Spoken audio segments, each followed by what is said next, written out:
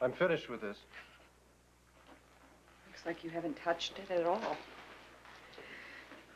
It's a shame to let all those scones go to waste. How did you get in? The front door. You neglected to tell your servants that I wasn't allowed inside. I thought you knew better than to come back here. My mistake. Not the first I've made about you, but certainly the last. I know that you're angry at me, but there are things that you just don't understand. Nor do I care to. I've listened to you justify yourself once. I refuse to sit through a second recitation. There was no excuse for what I did. Oh, but we agree on there was something. A reason for it. You know that I'm loyal to you, Stefan, and I always have been. And I know that you have always been my protector and my friend. But what you and I didn't know was that you were also my brother. There is a Natasha, and she's me.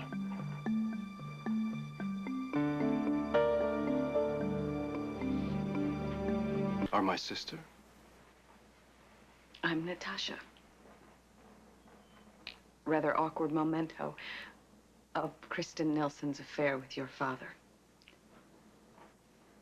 Our father.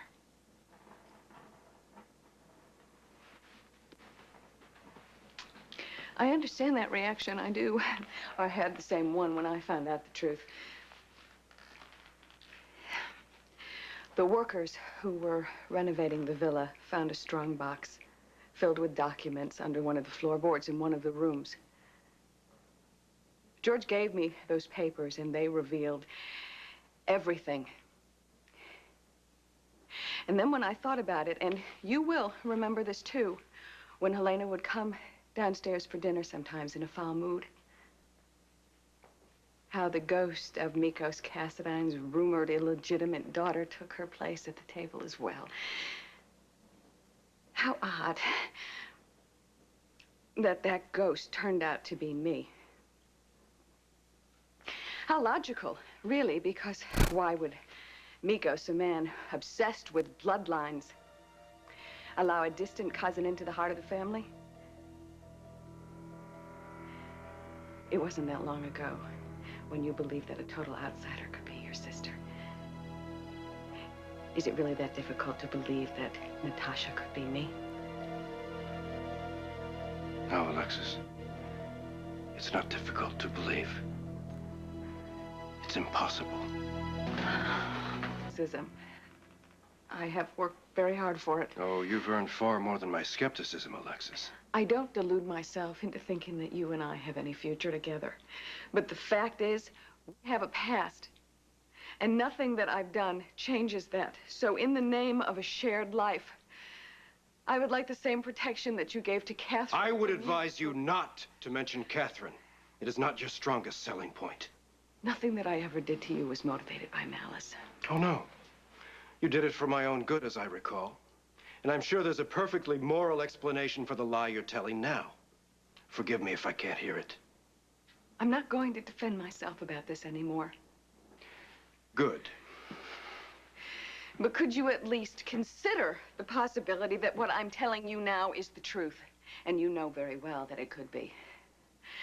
Thanks to the raging testosterone of the Cassidine men, our family tree is more like a jungle. Will you please just give me the benefit of the doubt? I give you every benefit you gave me, Alexis. I didn't mean to cause you any pain. I know how much pain you're in. Pain? No, none whatsoever. As soon as I drove Catherine from my life, I was as dead to pain as I was to happiness. But not Catherine. No, I still see the pain in her eyes because of the things I said and did to her at your instigation. And now you dare to come back here when I am riddled with fear for Nicholas's future and tell me yet another absurd story more fraudulent than your apologies for the first. I'm not asking you to accept my apologies. But you can't question the sincerity of them. How can I not? You come back here to the scene of your crimes, not to atone for your sins, but to repeat them. And this time, you don't even bother with proof to back up your lies. I was really hoping that I wouldn't have to. It's your belief in me that I want it back, not your trust in papers and documents.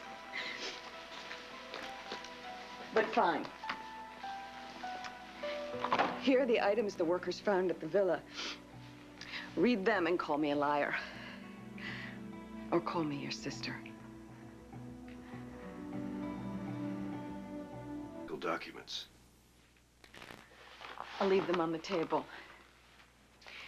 You can have your experts go over the contents. I'm sure they'll tell you that every page is authentic and every word is true. If it is, what does it matter to me? Oh, it matters. Don't you want to know the story? I mean, the whole story of how Kristen Nielsen, my mother, began her life with the Cassadines as a governess and finished it as a mistress to Mikos? He knew very well that she would never survive Helena's wrath, so he ended her life himself. And then with money and influence, he gave her a new one. So far, this fantasy sounds remarkably like the one you fashioned for Catherine. Up to this point, it's all true. But Mikos never took Kristen to America. He transformed her into an opera singer named Kristen Bergman. She traveled, toured all the European opera houses, even after I was born. Apparently, it was quite a nice arrangement for them both. Satisfied Mikos's hunger for a private life and my mother's dream for a public one. How fortunate for all concerned. How fatal.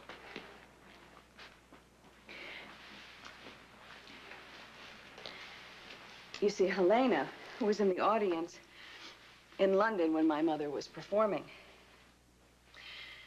she recognized her almost immediately, but it was the curtain call that really convinced her. My mother's deep, humble curtsy reminded Helena of a governess that disappeared 5 years earlier. About the same time that Mikos began to enjoy the opera. The next morning, my mother was found dead in our house. Her throat slashed straight across the vocal cords.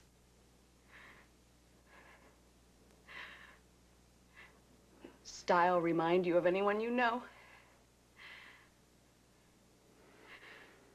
I suppose if my mother were an artist, Helena would have smashed her fingers. If any of this story were remotely true, it would only be